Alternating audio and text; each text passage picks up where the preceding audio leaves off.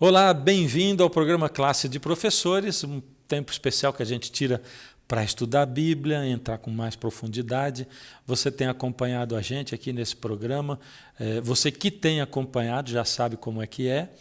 Ele não é dirigido somente aos professores de escola sabatina, mas também aos professores de escola sabatina e qualquer um que goste de estudar a Bíblia. Tá bom? Você é bem-vindo, compartilhe o nosso link com outras pessoas que gostam de aprender, de estudar a Bíblia.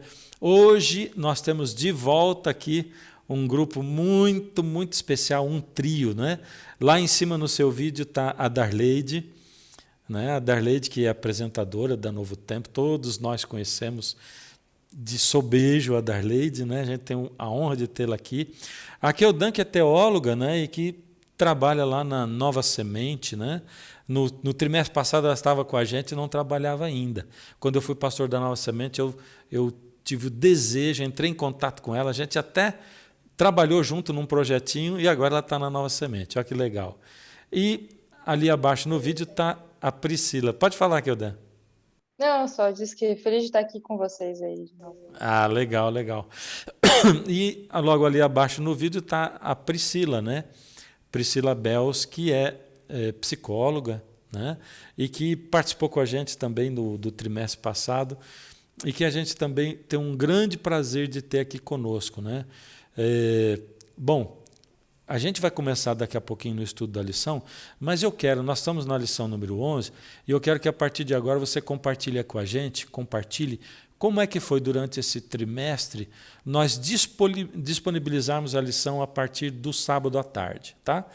Então, diz se você gostou, se você não gostou, como é que foi, se foi mais legal ter a semana inteira para você pesquisar a lição e participa conosco, né?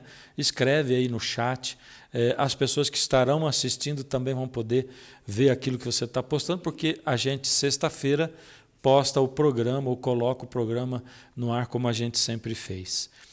Maravilha. Bom, nós chegamos na lição número 11 e o título é Deuteronômio em escritos posteriores, ou seja, lugares da Bíblia onde foi citado Deuteronômio, né?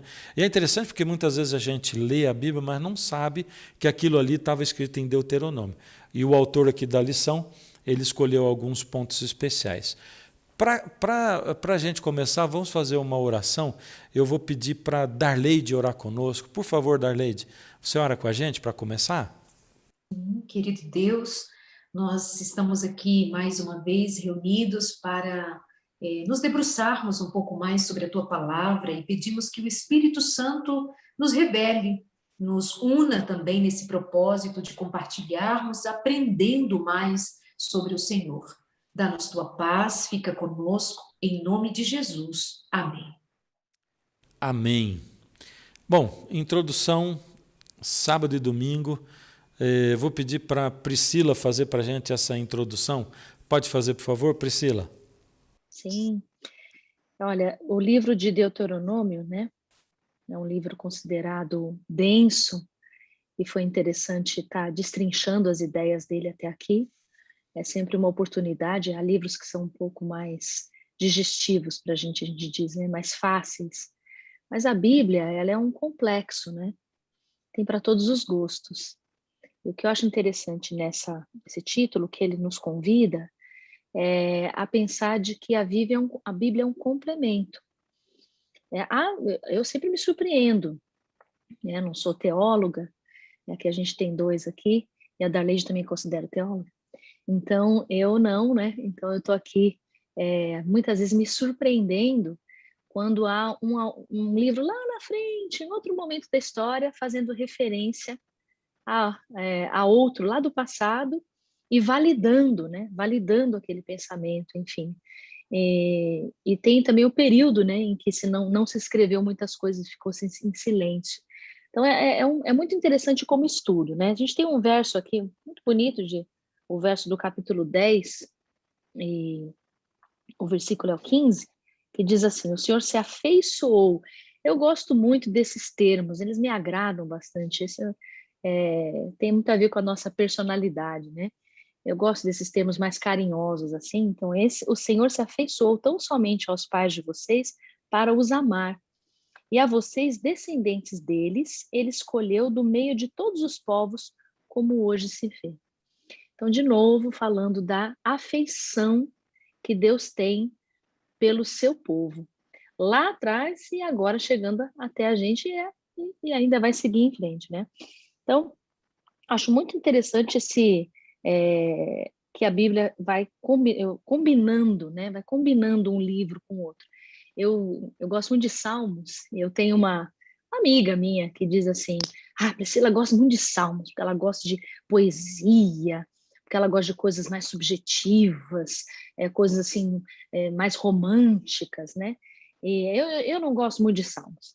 Eu fico inconformada, porque eu acho maravilhoso o livro de Salmos, né? E acho ele fácil também para quem não tem muito manejo, né? Quem não tem muito, talvez seja um dos livros mais fáceis. Eu acho os evangelhos também, que contam a história de Jesus, enfim, mas acho os Salmos fácil. Mas tem muito a ver com a nossa personalidade, né? Aquilo que a gente se identifica, aquilo que a gente gosta de ler. Mas a gente também deve estudar outras coisas, né? E se arriscar também, porque como é na vida, não dá para a gente fazer só o que a gente tem mais facilidade, né? O que a gente tem mais dificuldade é aí como um desafio. Então, acho que nós estamos terminando já, né, esse estudo, mas está aí, de novo, um incentivo para quem não tem muita... não se encontra muito em Deuteronômio, eu sou uma dessas pessoas, tem um pouco mais de dificuldade, a realmente se entregar a esse estudo. E faz uma comparação aqui, o Salmo 81, ele cita o livro de Êxodo. Eu achei tão interessante isso. Eu fechei aqui a minha Bíblia, eu vou tentar achar aqui, se alguém quiser até me interromper no meio e ficar falando alguma coisa, mas senão eu acho ali rapidinho. O Salmo 81, ele faz algumas colocações lá em Êxodo, e eu fui ver o que era, né? É um salmo muito bonito, e tem uma parte específica aqui, deixa eu achar aqui, 81, aqui, que fala sobre o povo sair do Egito. Ali, ó. Mas o meu povo não quis ouvir a minha voz. Quando isso, né? Israel não me quis, pelo que eu os entreguei aos desejos dos seus corações e andaram segundo os seus próprios conselhos. Não serve lá para Israel, serve para a gente também. Se meu povo tão somente me ouvisse, se Israel andasse nos meus caminhos, de pronto eu abateria os seus inimigos. Acho que o povo deve se arrepender quando vê uma coisa dessa. A gente não ia enfrentar tanta dificuldade se a gente tivesse se aproximado mais de Deus, né? E voltaria a minha mão contra os seus adversários. E aí vai, né? O último verso é tão... Mas eu te sustentaria com o trigo mais fino, com o mel saído da rocha te saciaria. Sim, eu peguei só esse textinho aqui, mas na verdade há muitos, sem dúvida, há muitas referências, né? Jesus, Paulo, enfim, vão citando Hebreus, né? Que é tão bacana aquele capítulo que vai falando de toda a história. Até eu falo assim, isso é um resumo, se a gente não sabe nada, lá lê Hebreus 11 e você vai entender um pouquinho da carreira da fé, né?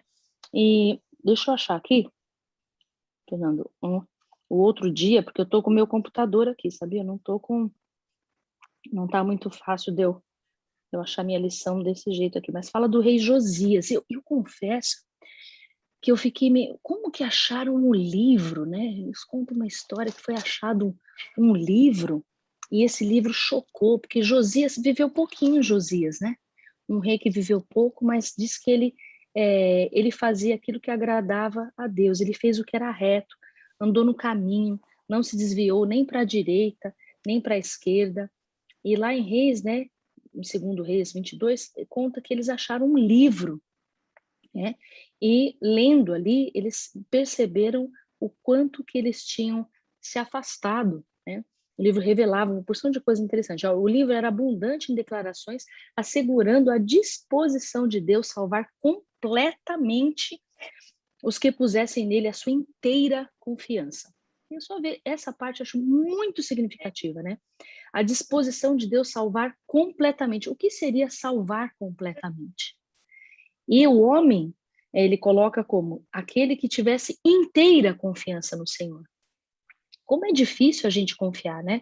Eu uso muito no termo aqui do meu trabalho que a gente não confia nas pessoas, a gente aposta nelas, né? A gente muitas vezes não confia 100% num trabalho, não confia 100% numa amizade, não confia 100% em várias coisas. A gente aposta. Mas com Deus não tem esse negócio de aposta, né? Com Deus ou é inteiro ou não é. Mesmo quando não é, ele é inteiro, né? Ele é completo, é inteiro. O desejo dele de nos salvar é completamente salvar tudo, é melhorar tudo na nossa vida. Tem gente por aí que interpreta isso errado e diz, né, que se a gente estiver com Deus, a gente não vai ter problema. Então, Deus vai nos salvar completamente nessa vida, né? Então, vai dar tudo certo. E aí a gente vai ser realizado em tudo financeiramente, não vai, né, vai ter saúde, tudo. E é incrível, gente, mas isso a gente encontra pessoas falando mesmo. Se você se entregar, você não vai ficar doente, você não vai ter dívida. Não é disso que está se falando, né?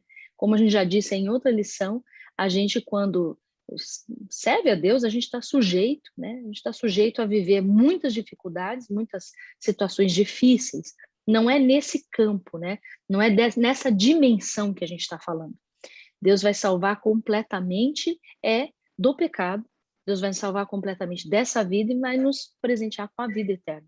E a gente só precisa procurar ser o mais inteiro possível, se é que a gente pode, não consegue ser inteiro, mas Deus conhece o nosso coração, Ele sabe. Eu achei isso muito bacana. A história de Josias, na verdade, eu preciso estudar um pouco mais. Eu lembro dele quando eu era criança, né? As histórias lá na escolinha sabatina, as historinhas que falavam de Josias, mas eu achava bacana porque no meio de tantos reis que foram tão perversos, né? Foram difíceis, ruins, tem ali alguém que se ergue, né? E tem a disposição de, peraí, vamos resgatar tudo aqui e vamos fazer o que é certo, vamos fazer o que é correto, para que Deus possa se alegrar com a gente e a gente restaurar a nossa relação, mais uma vez, a nossa relação com Ele. Muito legal. Alguém tem alguma coisa para comentar sobre essa introdução aqui da lição 11, né? Não? Eu quero lembrar que fazendo ênfase, né, ao que a Pri acabou de dividir com a gente, sobre esse momento em que o livro foi encontrado, o livro de Deuteronômio, e de fato ele quem impressiona o coração de Josias a guardar os seus mandamentos. Eu lembro que ele cai em si, rasga suas vestes e teme muito, porque ele entendeu, lendo a palavra, que o povo estava desviado do Senhor, que o povo estava distante do Senhor, estava idolatrando como os outros povos ao redor. E quando aquele livro é encontrado perdido, ele estava perdido dentro da casa do Senhor. O livro da lei de Deus perdido dentro da casa do Deus de Israel. E quando a palavra de Deus se perde, o povo se perde. Quando o povo se afasta da palavra de Deus, vem idolatria, vem paganismo, vem imoralidade, vem orgulho, vaidade, vem distanciamento da palavra de Deus. E nós vamos entender então que a palavra de Deus é chave, a palavra de Deus ser conhecida, revelada, encontrada, vivida, praticada, obedecida, por um encontro que nós temos com Deus. Porque primeiro Josias se encontrou com o Deus da palavra, aí a palavra fez sentido no coração que já era temente a Deus. Depois ele chama o povo para dizer, olha, o livro foi encontrado, e eles fizeram aliança com Deus. E isso vai permear toda a história do povo de Deus e vem aos nossos dias para nos lembrar. Eu quero destacar isso assim, de como nós precisamos ser mais conhecedores desta palavra que revela o Deus da palavra em salvação para cada um de nós. E assim nós vamos descobrindo no livro de Deuteronômio chaves da aliança de Deus conosco, chave da bondade e misericórdia de Deus com cada um de nós. Darlene, você falou um negócio chave aí, né? Quer dizer, a palavra de Deus perdido dentro da casa de Deus, né? E como aquilo estava fazendo falta, né? O povo todo rebelde. E eu queria chamar a atenção para uma coisa, procurando completar aquilo que você falou, né? É que o efeito que a leitura daquele livro causou no coração de Josias, ele não foi exatamente o mesmo efeito que causou no coração de todos, né? Sem dúvida, causou no coração de muitos, porque Josias, como líder, ele vestiu a veste da responsabilidade, né? Eu sou líder desse povo e eu preciso instruir esse povo. E ele tomou as atitudes, né, de uma reforma espiritual. Porém, o que a gente vê na história, no que aconteceu na história ali naquele tempo, embora ele tenha feito toda uma reforma dentro de Israel, grande parte daquele povo continuou ainda adorando ídolos nos montes ao redor, e as pessoas faziam de conta que elas, dentro de Jerusalém, elas eram santas e do lado de fora elas ainda iam sacrificar a outros deuses, né? E eu coloquei assim, o que aconteceu no coração de Josias não estava na mesma sintonia do que aconteceu no coração de grande parte das pessoas. Então, eu acho que isso fala muito com a gente hoje, sabe? Porque a palavra de Deus, né, ela cai no coração da gente, e ela cai no coração de alguns de uma maneira muito especial, que desejam fazer essa entrega total, desejam perguntar para Deus, Senhor, como é que eu posso servir? Como é que eu posso não cair nesse mesmo erro aqui e tal? Mas outros não estão em sintonia do mesmo jeito. Tem alguns que aparentam ser, e Jesus colocou tudo isso aí dentro da parábola do trigo e do joio, né? Essa mistura que existe no meio do povo de Deus, né? Então, contudo, mesmo Josias sabendo que nem todos assimilaram e aceitaram como ele ainda fez tudo aquilo que estava ao alcance dele para que o livro pudesse ser conhecido por todos, para que todos tivessem a mesma oportunidade que ele teve e para que ele, como líder, tomasse as providências necessárias para que quem quisesse amar a Deus, seguir Deus da maneira como, para que essas pessoas tivessem condições, né? Podemos passar para segunda-feira? Se alguém ainda quiser comentar sobre o domingo, pode comentar e a gente já vai passando para segunda-feira, que é o céu dos céus. Acho que é a Keldan, né? Keldan, você que vai Sim. comentar com a Eu gente. eu fiquei esperando ali para ver se alguém queria comentar mais alguma coisa sobre o livro da lei. Mas essa é uma expressão idiomática que provavelmente se refere à soberania de Deus sobre tudo aquilo que foi criado. E tem vários versos na Bíblia que essa expressão aparece, né? Então, tem ali 1 Reis 8:27. Os céus não te podem conter. Neemias 9:6. Deus criou os céus dos céus e tudo que neles há. Salmo 148, verso 4. Louvem o Senhor, os céus dos céus, tipo, é para todo mundo louvar o Senhor, até os céus dos céus. Então, mais ou menos diz para a gente que Deus é dono de tudo. E no livro de Deuteronômio, essa visão que nos leva a ver Deus que criou todas as coisas e que é dono de todas as coisas, ela nos leva a lembrar lá de Gênesis e nos leva a lembrar que a gente foi criado à imagem de Deus. E ser feito à imagem de Deus implica em imitar a Deus. Da mesma forma que Deus age no mundo, eu vou agir, porque eu sou a imagem dele. Isso em Deuteronômio aparece muito bem, porque fala assim, usando essa mesma expressão, os céus dos céus, Deuteronômio 10, diz assim, no verso 13, o Senhor e os seus estatutos que hoje lhes ordeno para o bem de vocês. Eis que os céus dos céus são do Senhor, o Deus de vocês. A ele pertence todas a terra. Quem está me dizendo para guardar os estatutos? É quem criou os céus dos céus.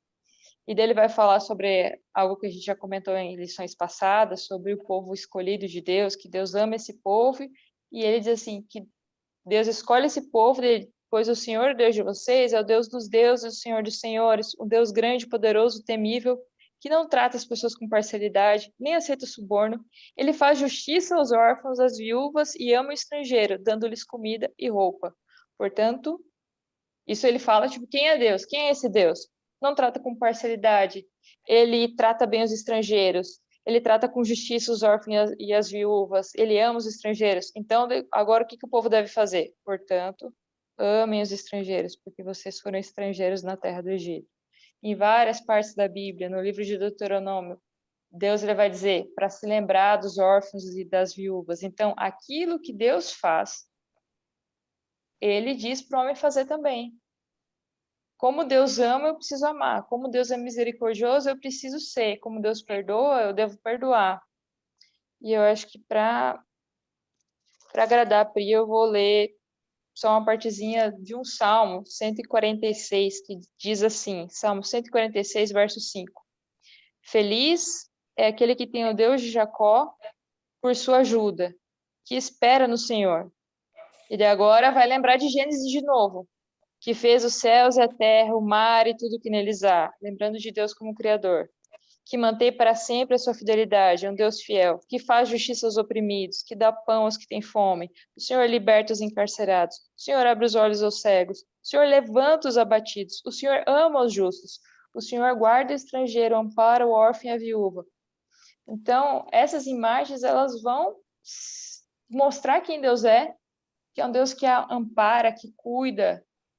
E lá no Novo Testamento, Mateus capítulo 25, vai dizer quem é o povo que está à direita de Deus. Quando eu tive fome, vocês me deram de comer. Quando eu tive sede, vocês me deram de beber. Tudo aquilo que a gente faz para o outro, a gente está fazendo para Deus, porque a gente está imitando a Deus. E eu acho isso bem bonito mesmo. Muito legal. A gente esquece muito, né, dessa separação que Jesus apresenta, né? Os que ele vai colocar à direita e os que ele vai colocar à esquerda. E eu acho que ainda como povo escolhido de Deus, como propriedade de Deus, a gente ainda deixa muito isso de lado. A gente fica muito na área da teoria e pouco da prática, né? Isso eu estou dizendo a gente porque isso tem que ser particularmente na minha vida particular e quando eu estou também reunido, né, como congregação, né, esse ser como Deus no sentido de estender a mão para o próximo, né? Terça-feira, Deuteronômio. Se alguém mais quiser comentar o céu do céu, segunda-feira, fique à vontade. Bom, achei lindo que essa expressão idiomática vem revelar outra vez, uma outra forma de a gente entender a soberania de Deus, né? Lembrando que o foco principal da lição essa semana é nos fazer entender como Deuteronômio é um livro importante, como ele é um livro de destaque, como ele provocou, influenciou, transformou momentos e muito chaves da história do povo de Deus. Por exemplo, nós vimos na terça-feira o impacto do livro de Deuteronômio na experiência de Jeremias, né? E que, justamente como nós já lembramos, foi no reinado de Josias que esse livro que estava perdido foi encontrado, e o ministério de Jeremias começa no reinado de Josias. Por isso nós vamos ver também no livro de Jeremias a presença, né, digamos assim, do livro de Deuteronômio.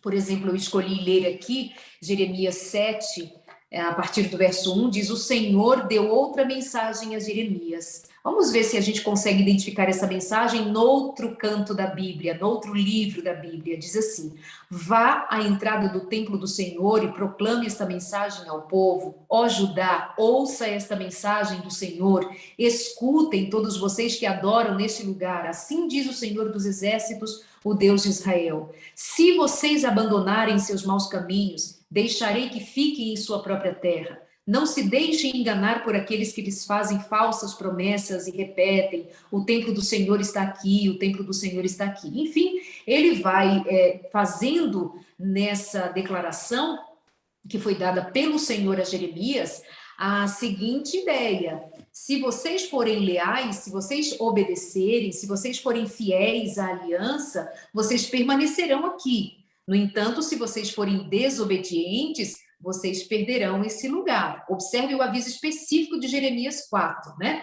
Deixa eu ver se eu li aqui Jeremias 4, sobre o templo do Senhor ser aqui, o templo do Senhor ser aqui. E ele continua falando a respeito da obediência daquele povo, né? Quando nós nos lembramos que Deuteronômio é um livro que traz os estatutos e as leis de Deus.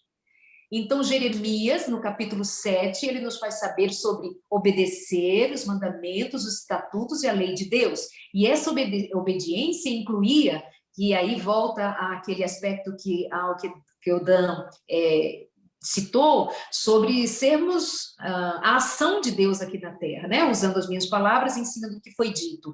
Ele diz, por exemplo, a obediência incluía tratar os estrangeiros, as órfãos, as viúvas, o que remonta Deuteronômio outra vez, né? Em termos de obediência, estatutos, leis, está mais uma vez presente no livro de Jeremias a influência de Deuteronômio. Por que aquele livro é tão importante? Porque tem uma declaração muito escancarada de Deus a respeito da sua vontade para o seu povo. Em todos os sentidos, Deus estabelece a ordem, a lei, os estatutos, ele destrincha como deve ser a obediência, como deve ser a prática com relação ao sábado, com relação ao cuidado com os estrangeiros, com a viúva, com os órfãos, os detalhes. Então, assim, eu acho muito rico que a gente se debruce, estejamos nos debruçando já há um bom tempo sobre o livro de Deuteronômio, para a gente entender como é da parte de Deus para conosco, o que ele espera de nós, sendo que nós já estudamos em muitos momentos que, principalmente, isso se estabelece pela graça e misericórdia do Senhor, que quer um povo que ele chama de seu, é um Deus zeloso, é um Deus que tem cuidado com esse povo para tratá-lo bem, para fazê-lo bem, para transformá-lo bem, para que ele faça o bem ao mundo. E eu achei muito... Eu nunca tinha me despertado para ver tanta influência de Deuteronômio ao longo da Bíblia, e especificamente aqui no livro de Jeremias. É interessante a gente notar aqui, né, que, por exemplo, Jeremias ele foi contemporâneo de Josias, o início do ministério de Jeremias ali, né, ainda contemporâneo de Josias.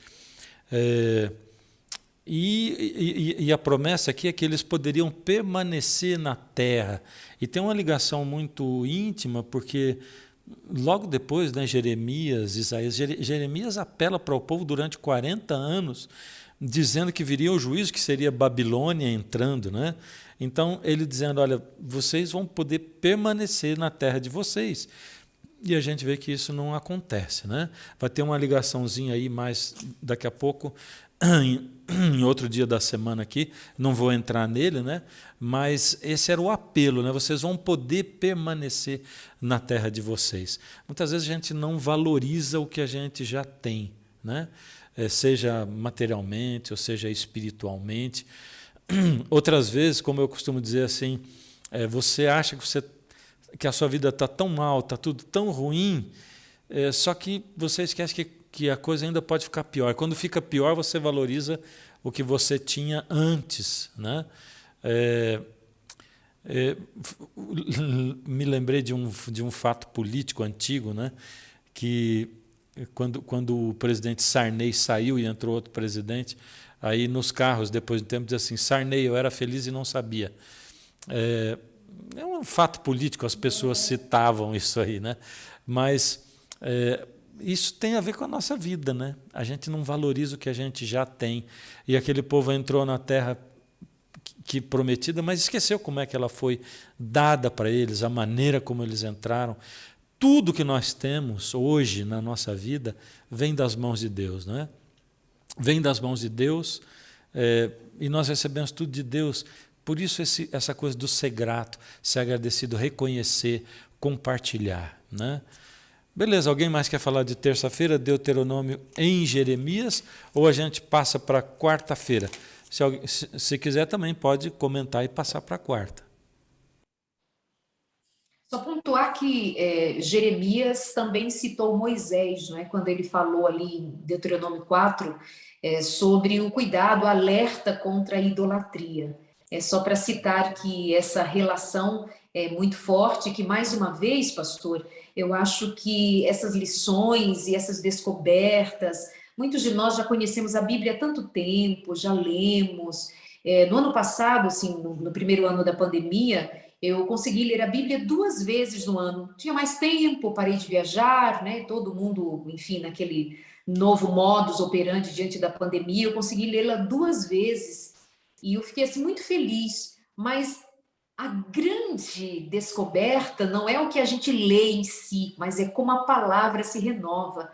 Então, ter essa experiência de a cada dia e vendo como Deus trabalha em sua palavra de Gênesis a Apocalipse, os profetas se encontram, né, os escritores da Bíblia têm relação um com o outro, e até hoje nós estamos aqui investigando a palavra de Deus e descobrindo como a linguagem de Deus, em diferentes momentos, usando diferentes pessoas, ela é a mesma.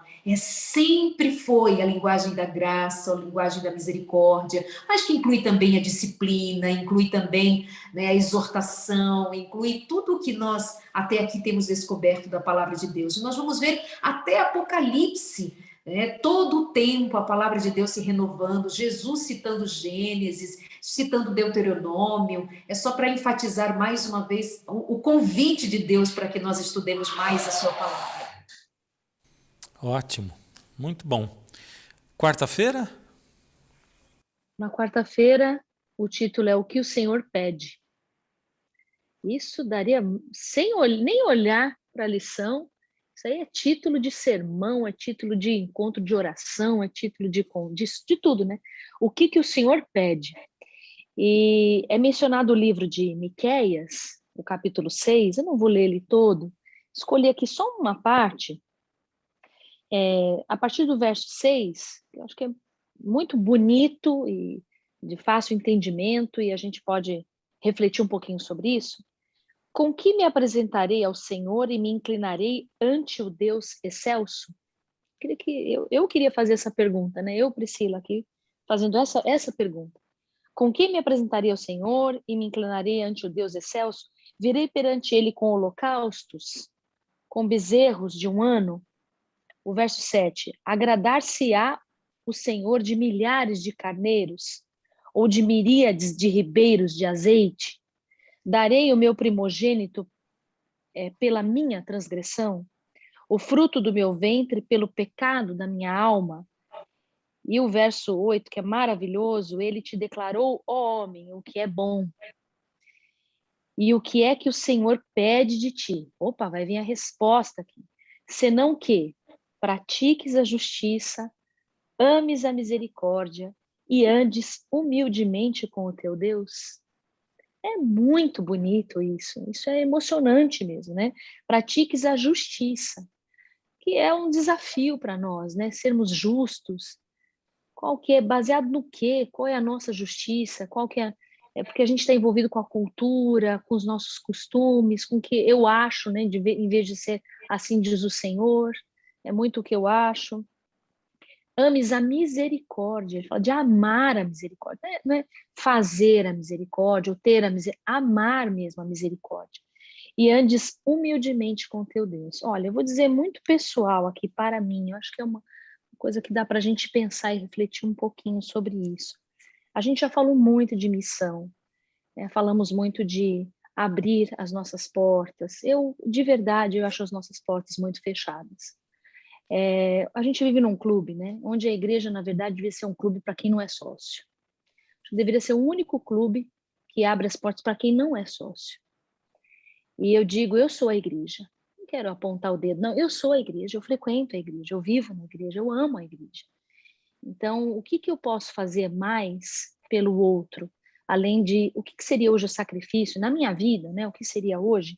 O sacrifício de bezerros e bois, enfim, que eu não faço mais isso, não sacrifico nada.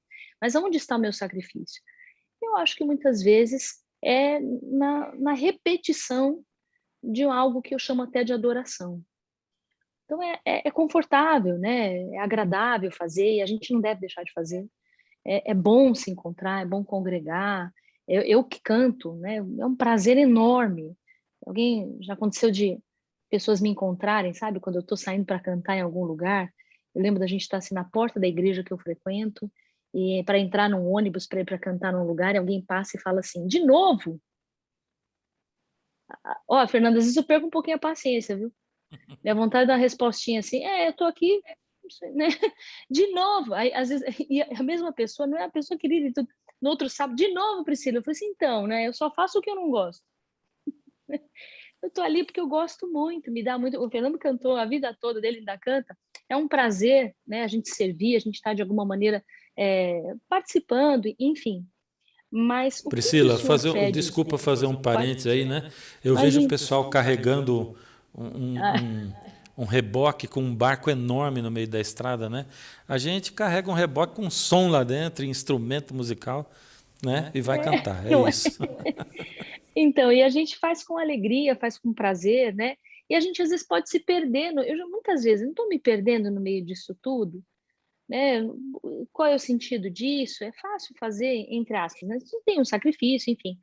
Mas o que Deus realmente pede? Ele pede o coração inteiro naquilo que se faz, né? Porque eu não estou criticando quem canta, quem toca, nada disso, né? Quero continuar fazendo. E é uma maravilha isso. Mas o que que Deus pede, né? Deus pede o meu coração inteiro, né? Como a gente já falou ali, mas eu acho muito bonito que é a necessidade da gente sempre estar pensando na justiça, na misericórdia. Eu preciso exercer a misericórdia, porque o meu dedo é um dedo julgador, né? Um olhar julgador, né? Eu reconheço porque é baseado naquilo que eu acredito, eu acho que é aquilo que é possível, aquilo que é bonito, aquilo que é legal. E aí aquilo que sai fora, né, a minha facilidade é de falar sobre aquilo e andar humildemente. Porque às vezes a gente como é que tem uma expressão assim, a gente se gloria, a gente se orgulha da nossa humildade. Então às vezes assim, me orgulho tanto dessa minha humildade. Então assim, a humildade, né, buscar sempre essa simplicidade de que eu não sou nada. E tudo que eu tenho e tudo que eu faço é aquilo que Deus me proporciona, é aquilo que Deus me permite fazer, é aquilo que Ele... Eu acho que se a gente se coloca nas mãos de Deus como Jabes, né, alarga as minhas fronteiras, né, dá até medo, né? Senhor, o que vai vir, mas coloca a tua mão naquilo que eu vou fazer, que eu quero realmente te servir de um jeito é, criativo, de um jeito diferente, de um jeito que o Senhor acha que eu ainda não fiz e tenho habilidade, ou o Senhor vai desenvolver essa habilidade em mim, mas é simples.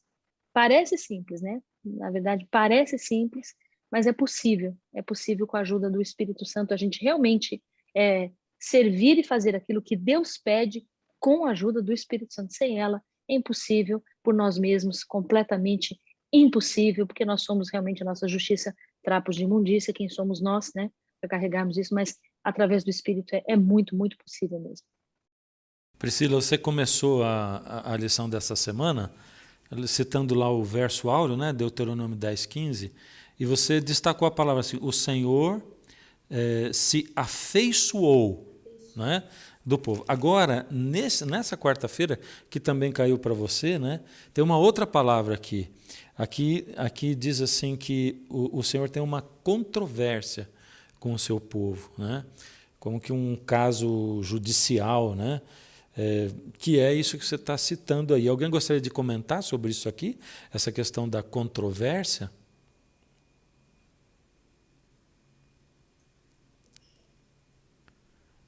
Então eu mesmo comento. Essa questão da controvérsia de Deus é justamente que o povo não está cumprindo a parte deles do acordo, né? E que eles estão realmente só oferecendo o sacrifício e não estão fazendo a justiça social. Dá até medo quando a gente fala as palavras de justiça social, né? Porque hoje existe uma guerra, eu não canso de falar sobre isso, né? Eu acho que a gente toma muito tempo fazendo guerra de palavras, né? E eu tenho sentido a dificuldade de se pregar hoje em dia, porque às vezes você prega, como já aconteceu comigo, né?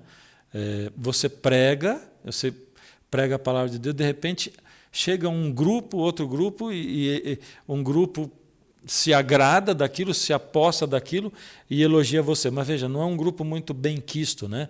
Então você é associado àquele grupo, e aí o outro grupo fala, peraí, mas ele elogiou aquele, elogiou, então ele deve ter a linha daquele e tal. Olha que dificuldade a gente tem hoje, né, de falar. A gente tem que falar o que está na palavra, né, com amor, com carinho, com oração, né? E se esse elogia, se aquele gosta, ou se alguém não gosta, o que a gente pode fazer? Mas eu entendo que a palavra ela vai ter cada vez maior peso, não a palavra simplesmente falada ou publicada na internet ou pregada do púlpito, mas a palavra como Jesus fazia, que ele cuidava das pessoas e aí ele falava. Cuidava das pessoas e falava. Esse é o peso que a palavra tem, e é isso que está dizendo aqui, né? A controvérsia de Deus é que o povo falava muito, mas fazia pouco, né? E o Evangelho tem essa coisa, tem esse peso, né? Da gente falar, mas fazer, ou fazer e falar.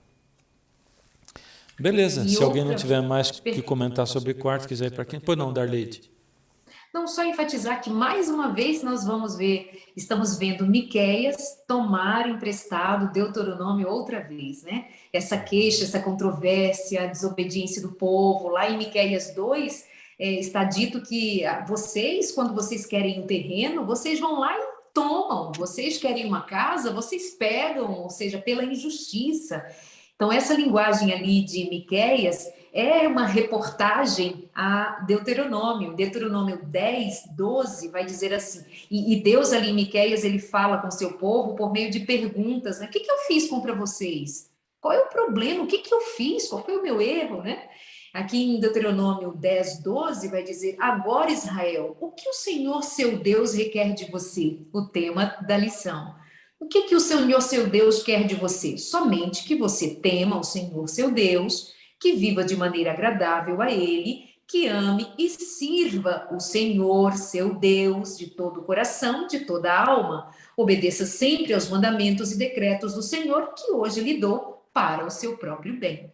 E Miqueias, mais uma vez, traz Deuteronômio, que é o tema principal aqui de a gente ver como esse livro, que tem tanta expressão da vontade de Deus para nós, é repetido, e tudo aquilo que se repete é provavelmente porque Deus quer que a gente aprenda, né?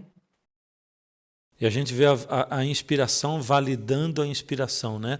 Os profetas que vêm depois validando aqueles que vieram antes, até chegar em Jesus, por exemplo, né? Que valida totalmente a palavra, né? Lá, depois da ressurreição dele, no caminho de Emaús, quando ele diz assim, o coração de vocês é muito duro para entender o que os profetas disseram, e aí está Jesus de novo repetindo e validando a Bíblia, né? Como ele é aquele que está cumprindo tudo o que os profetas disseram. Maravilha! Podemos ir para a quinta-feira, então? Sim.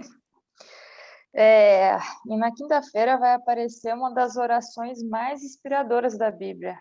É uma oração muito bonita mesmo. A oração de Daniel, no capítulo 9, ela começa assim: Ah, Senhor, Deus grande e temível, que guardas a aliança e a misericórdia. Então aqui ele já inicia falando que Deus é misericordioso. E o final da oração dele diz assim: lançamos as nossas súplicas diante de ti, não porque confiamos nas nossas justiças, que Daniel sabia que estava tudo errado ali no povo, né? Mas porque confiamos nas tuas muitas misericórdias. Então aqui, mais uma vez, a gente vê essa face misericordiosa, de graça, que Deus tem até mesmo no Antigo Testamento, né? Que as pessoas têm um preconceitozinho, né? E dentro dessa oração de Daniel, a gente vai ver duas coisas importantes, porque ele cita Deuteronômio aqui. Ele vai citar no verso 11 e no verso 13. No verso 11, ele diz assim, do capítulo 9 de Daniel: Sim, todo Israel transgrediu a tua lei e se desviou, deixando de ouvir a tua voz. Por isso, as maldições que estão escritas na lei de Moisés, teu servo, e que foram confirmadas com juramentos, se derramaram sobre nós, porque pecamos contra ti. Então, essas maldições ele vai citar, estão lá no livro de Deuteronômio, que a gente passou aí estudando.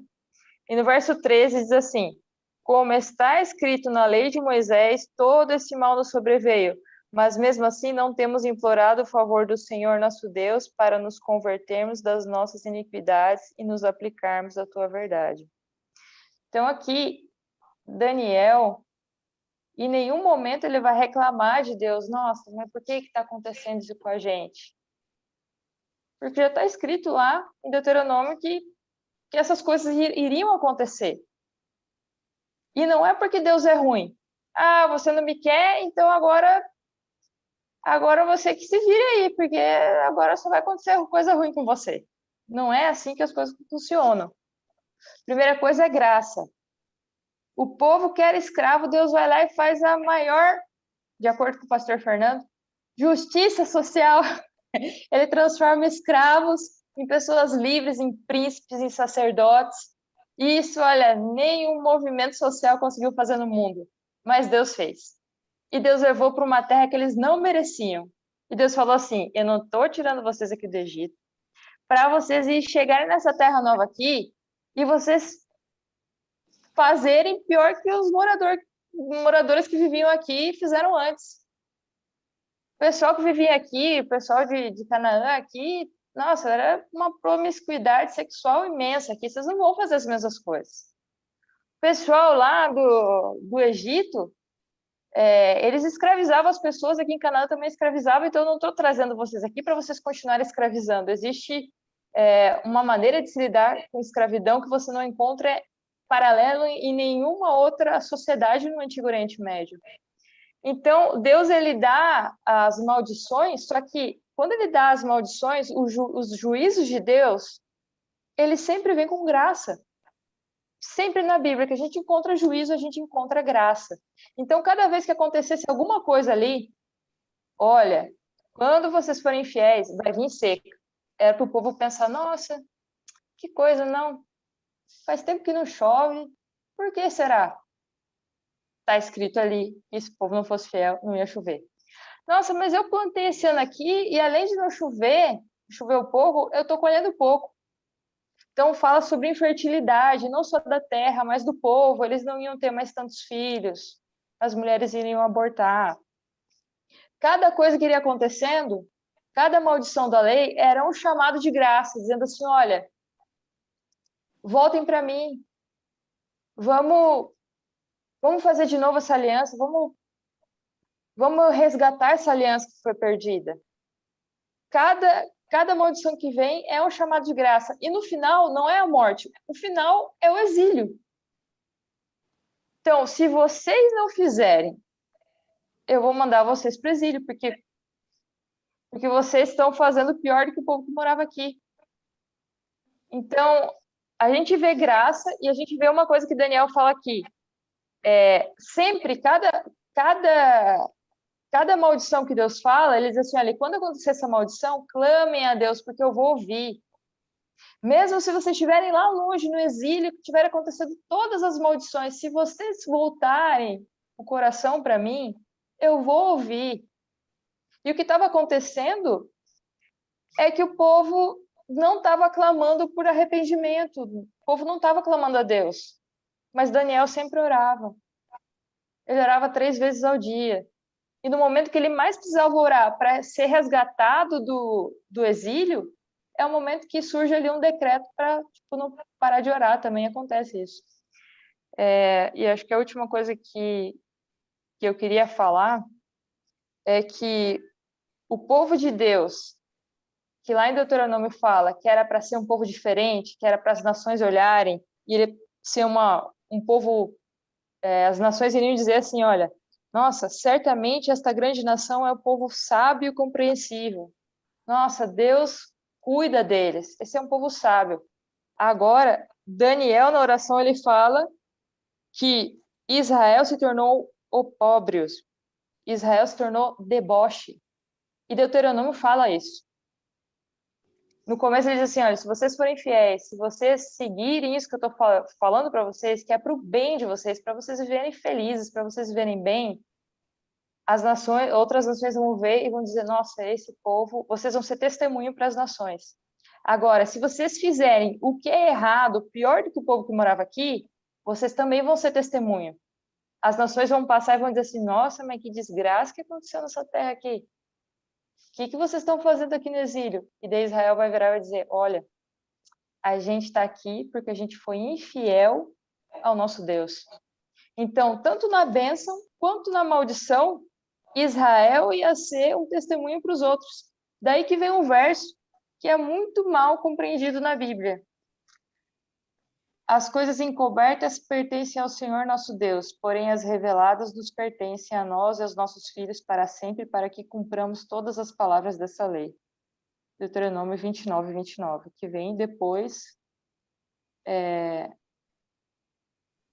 de todas essas maldições que eu falei, né? Depois daquele verso, todas as nações dirão, por que o Senhor fez assim com essa terra? Qual foi a causa do furor de tamanha ira? Daí, no final fala, Israel vai ser testemunho, tanto na bênção como na maldição. Como que Israel vai ser testemunho, até mesmo na maldição? A gente não sabe, mas Deus sabe como. E realmente foi. Porque lá no exílio, depois de todas as maldições, Daniel e seus amigos, eles puderam testemunhar ali para a Babilônia, como que é servir a Deus.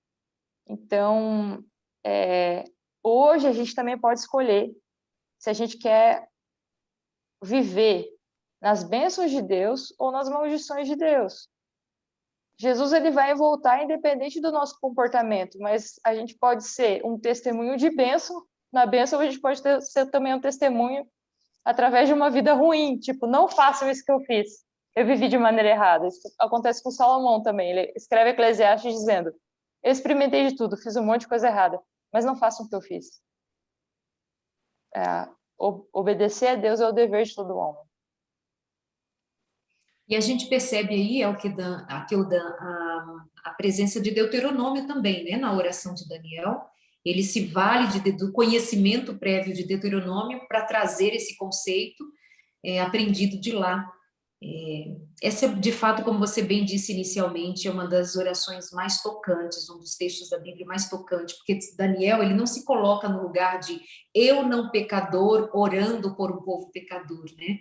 Ele se inclui, porque justamente ele sabe que diante de Deus, ele é o único justo, ele é o único bom, o que é revelado também em Deuteronômio na aliança.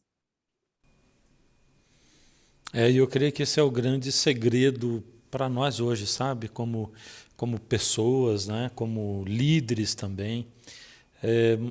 A gente muitas vezes chega a olhar as pessoas assim, esse povo não quer, esse povo... Como esse povo, né? Nós somos o povo, não existe esse povo e eu, existe o nós, né? Então é assim que Daniel olha, assim, nós temos pecado, né? Nós temos nos afastado, nós temos deixado de lado as tuas leis, né? Nós quebramos a aliança, então está aí Daniel se incluindo, né? E realmente vem desse conhecimento prévio dele, de Deuteronômio. E aí que eu queria fazer a ligação, porque eu disse há pouco tempo ali que a promessa era assim, se vocês permanecerem fiéis, vocês vão poder permanecer na terra de vocês. E agora Daniel estava fora da terra, o povo estava fora da terra, né? O povo já estava exilado, o povo já estava em Babilônia, eles já não tinham a terra deles, né? E Deus estava revelando para Daniel coisas que aconteceriam ali, mas ele estava revelando coisas que Daniel nem entendeu, porque seriam coisas futuras, né? E eu queria também fazer um pequeno paralelo, né? Porque do mesmo jeito que o povo deveria aprender através do sofrimento deles, também nós podemos aprender através do nosso sofrimento, né? Não existe uma lei. Aqui Deus tinha feito um concerto com o povo de Israel e havia uma reciprocidade no sentido de que, à medida em que o povo se afastava de Deus, essa influência dele era menos sentida e por isso eles padeciam, né? Conosco também acontece isso. Não querendo dizer que toda vez que a gente estiver perto de Deus nós vamos ter dinheiro, nós vamos ter, porque a Bíblia não oferece isso para nós. Não existe essa troca que Deus faz com a gente. Contudo, quanto mais a gente se aproxima de Deus, a esperança se renova, né? O conhecimento dele, a transformação interior, e aí a gente ganha nessas coisas que são fundamentais para a vida, como, por exemplo, a paz, que Jesus disse, eu dou a paz para você, a paz como o mundo não pode dar, uma paz diferente. Bom, chegamos aqui no final da nossa lição. O que essa lição falou em especial para vocês? Resumam para a gente aí em 2, 3 frases, por favor. Vamos começar lá de cima com a Darleide, que está lá em cima no vídeo. Tá bem. A gente fica aqui esperando uma pela outra, querendo ser educado, né, pastor? Aí dá esse vácuo assim. Mas, bom, mais uma vez, concluindo o estudo, que de um modo até superficial, porque merece que seja mais aprofundado, particularmente, essa busca pela palavra, pelo conhecimento do que Deus escolheu revelar. Ele escolheu se revelar, Ele escolheu manifestar a sua graça e misericórdia e também nos ensinar a como sermos povo dele aqui na terra para cumprirmos o propósito dele.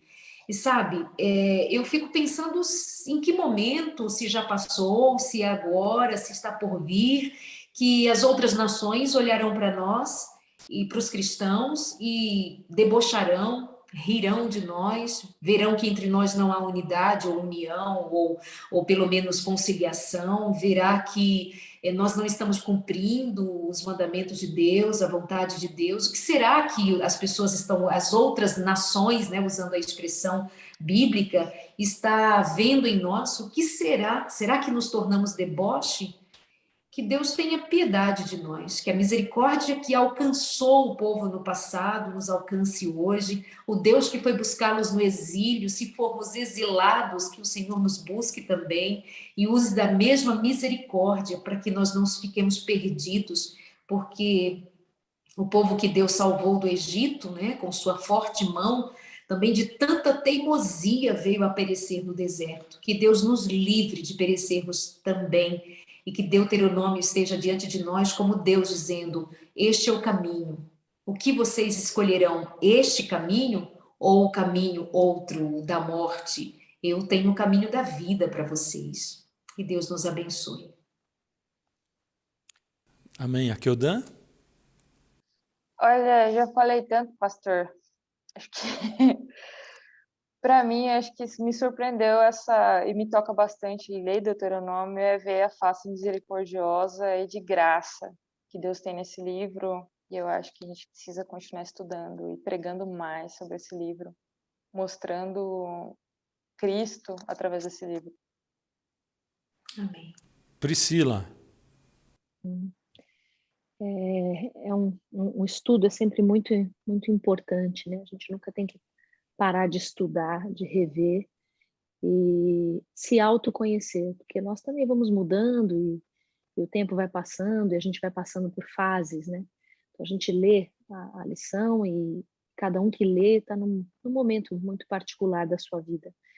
Então, o estudo é muito importante, estudo da palavra.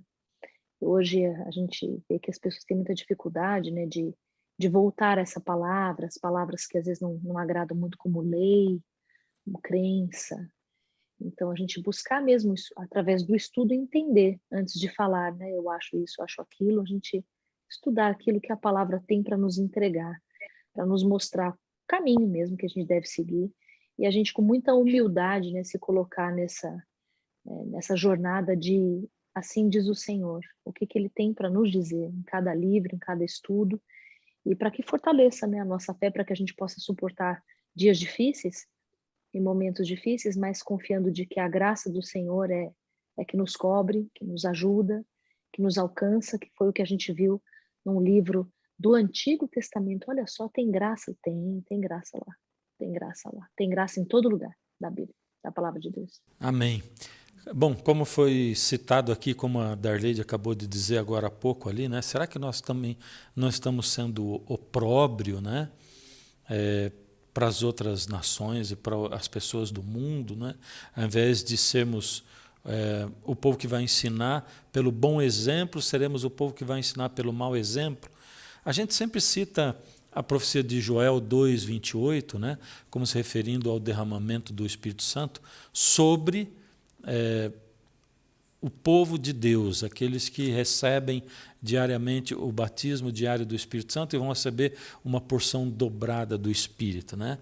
Mas lá em Joel 2:28 diz assim: e acontecerá depois que derramarei meu Espírito. Depois de quê?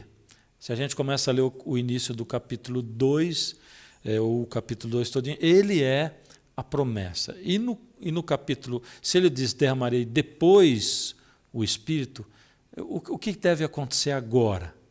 E quando eu vou vendo o capítulo todo, ele vai dizendo que agora é o momento de nós quebrantarmos o coração, termos uma conversão sincera, completa, né?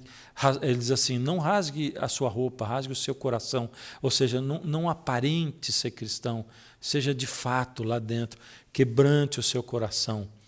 E aí, no momento, ele fala como que nós, pastores, devemos nos comportar nesse tempo, né? E o texto é bastante assim, é maravilhoso. É o verso 17 do capítulo 2, diz assim: chorem os sacerdotes, ministros do Senhor, entre o pórtico e o altar, entre a entrada da igreja e o púlpito, vamos dizer, né? E orem. Olha a oração de nós pastores. Poupa o teu povo, ó Senhor, e não entregues a tua herança ao opróbrio.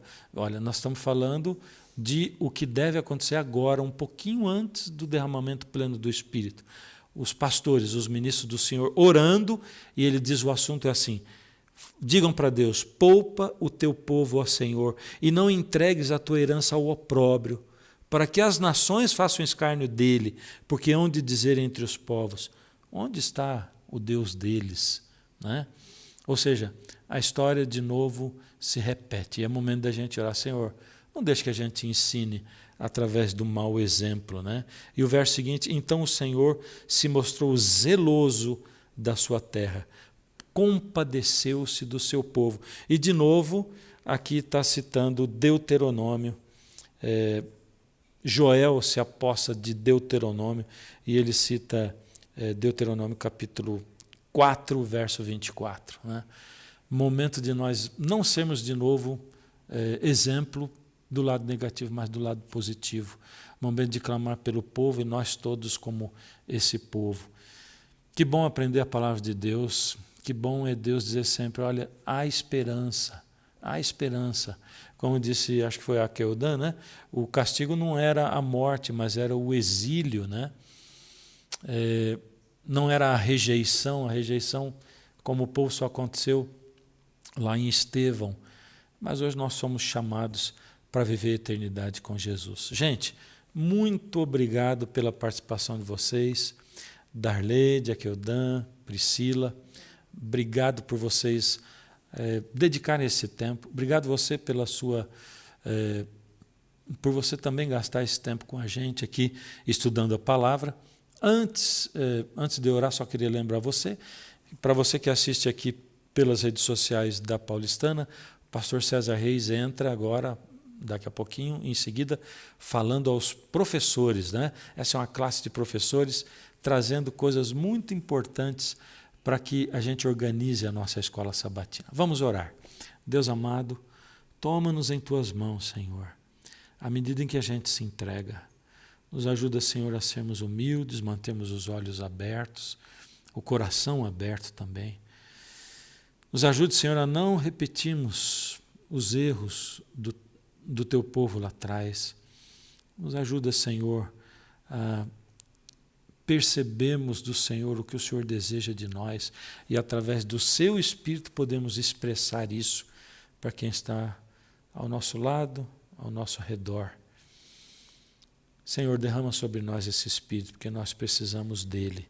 Em nome de Jesus. Amém. Valeu, gente. Muito obrigado. Deus abençoe vocês e você aí em casa também. Um grande abraço. Olá, irmãos e irmãs. Mais uma vez sejam bem-vindos aqui ao nosso canal, em que semanalmente nós temos um encontro com você. Vocês estudam uma lição de Escola Sabatina sobre a coordenação do pastor Fernando e depois nós temos um tempinho para conversar com você aí. Nós estamos na 11ª lição da Escola Sabatina.